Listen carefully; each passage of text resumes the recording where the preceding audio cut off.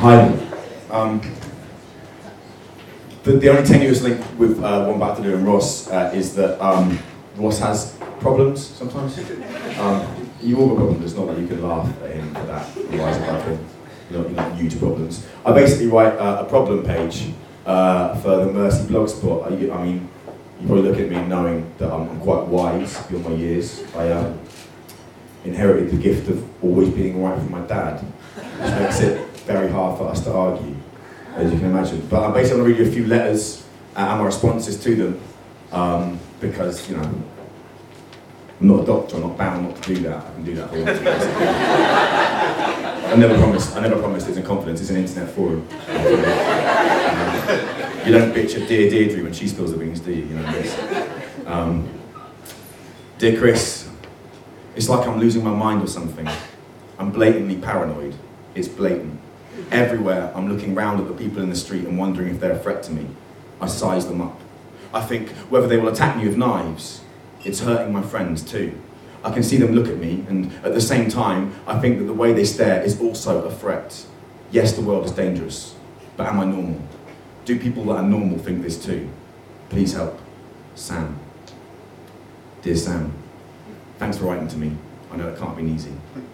To be honest, Sam, I think you have things out of perspective. You tell me that you size up people in the street. That's crazy. I think that at some point, Sam, you lost touch with what threat really means.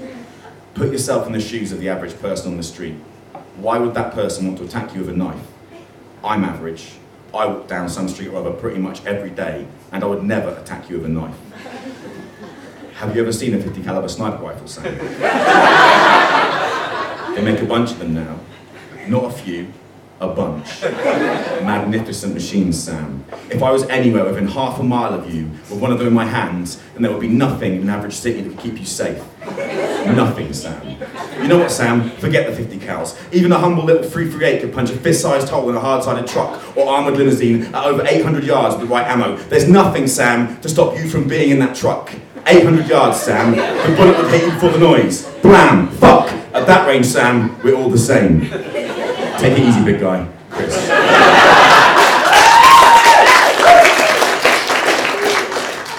Dear Chris, I don't know who I am anymore.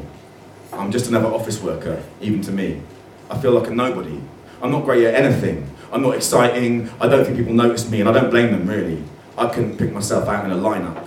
I feel like I have a lot to give, but don't get any chances to give it. I'm at breaking point. Please help me get noticed. Yours, hopefully, Alex. Dear Alex, your letter really moved me. I started crying and shit. You need to know, you're not the first to feel this way. When the light support weapon was first tested by the British Army, it seemed like the whole world was against it. Nobody believed in it. A squad automatic weapon that only fed from magazines? Ridiculous. It made mistakes. It jammed, and even if it didn't, it couldn't lay down suppressing fire for as long as the real squad automatic weapons. Nobody took it seriously. In the end, the army replaced it with the Belgian-made Manimi. Just like that. Tough times. Manimi was a proper squad automatic. It only fed from magazines when it really had to. Solid and dependable, it could rip through a 200-round ammo belt in 20 seconds. It actually scared people. It could suppress a whole fire team single-handed. Everybody loved it.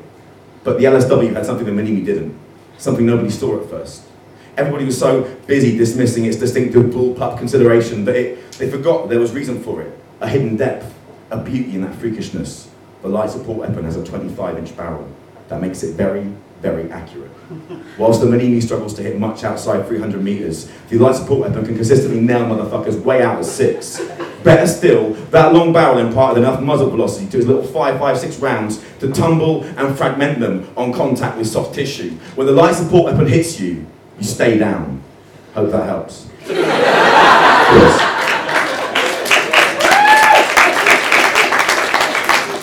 Dear Chris, I think I'm in love with my best friend. I've known him for as long as I can remember, and we were always really close, but I never really thought about it until a few weeks ago. We were drunk and dancing, and then we were basically getting off with each other. We haven't spoken about it at all.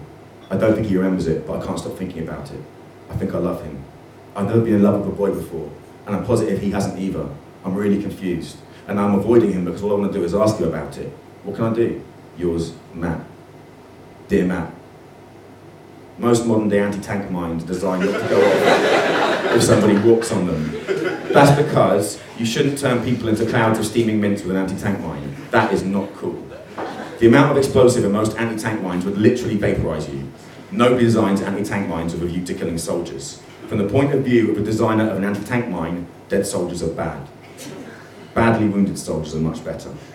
They need support, medical attention and reassurance. They really slow the advance down, which is exactly what you want from area denial weapons like landmines. That's what anti-personnel mines are for. They generally contain much less explosive, just enough to spray ball bearings into the groin or just blow off a few toes. Unlike to kill you, but a total bummer for the victim and a real bring down for everybody else. What I'm saying, Matt, is that it's not the amount of force, it's how you use it. You have to ask yourself, he's just one man. How much explosive do you really need? Cheers, Chris. Dear Chris, I'm looking for an anti-material round for my 50 caliber sniper rifle. I use the Accuracy International, go UK.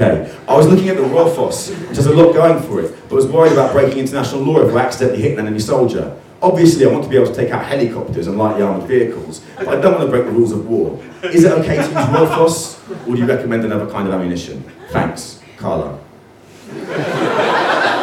Dear Carla, to answer your question, Ralph Foss is an incendiary round, and the St. Petersburg Declaration of 1868 outlaws incendiary rounds for use against people. You can use regular bullets, but not incendiary ones. That's because setting fire to people is uncivilized, but shooting football-sized holes in them is okay. Better than okay. Generous. But let's put that to one side for a second. Carla, what is wrong with you? You're more interested in weapons than you are in humans. That's not right. Seriously, it's not right. You need to sort your head out. I don't know what to tell you. Find somebody who loves you, or a dog, or an allotment. Maybe try writing some poems. Channel your obsession to something that gives life, instead of taking it, Carla. Good luck, Chris. P.S. Raw Foss ammunition generally doesn't ignite until after it leaves the body cavity, unless the target is wearing body armor with a ballistic protection rating level 2 above. Don't be a pussy. Cheers.